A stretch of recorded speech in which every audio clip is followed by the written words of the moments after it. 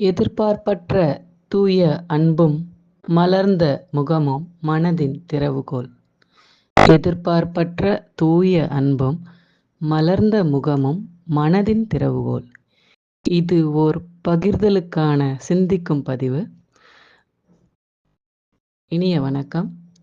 உங்கள் அன்பு தோழி, திருச்சியிலிருந்து வெண்பா அனிதா பிரகாஷ் பேசுகிறேன்.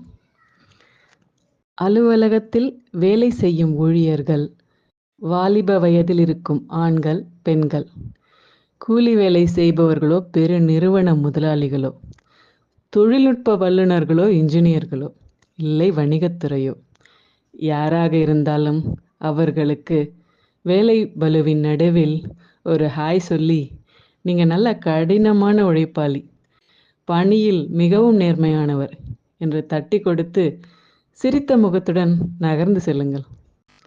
அவர்கள் இதுவரை பட்ட அவமானங்கள், பணிச்சுமை, புறம் பேசுபவரை எல்லாம் பின்னுக்கு தள்ளிவிட்டு, நம்முடைய ஒரு பாராட்டு அவர்களை ஒரு யுகத்திற்கு பாராட்டியது போல உணர்வார்கள். முகம் தெரியாதவர்கள் மூலம் வரும் பாராட்டுக்கள் கடவுள் கொடுத்து செல்லும் செல்ல முத்தங்கள் போன்றது. அது பட்டாம்பூச்சி வந்து தொட்டுவிட்டு செல்வதைப் போலத்தான் உணர்வீர்கள். ரயில் சிநேக வாழ்க்கையில் நிறுத்தம் வந்தால் அவரவர் இறங்கி சென்று விடுவோம். ஆனால் அவர்கள் ஏறுவது முதல் இறங்கும் வரை அத்தனை இன்ப துன்ப அனுபவங்களை நமக்கு வாழ்க்கை பாடமாகவும் சிலர் கற்றுக்கொண்டும் பலர் பெற்றுக்கொண்டும் செல்வதுண்டு.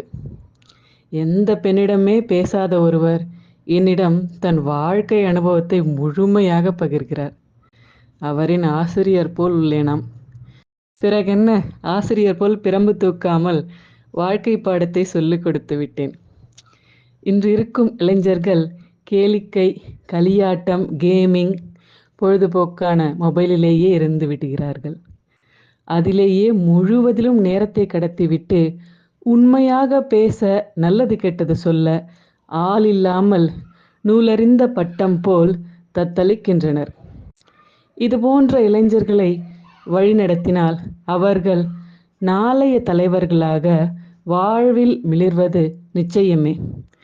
மீண்டும் ஓர் சிந்திக்கும் பதிவில், பகிர்தலுக்கான பதிவில் உங்களை சந்திக்கிறேன்.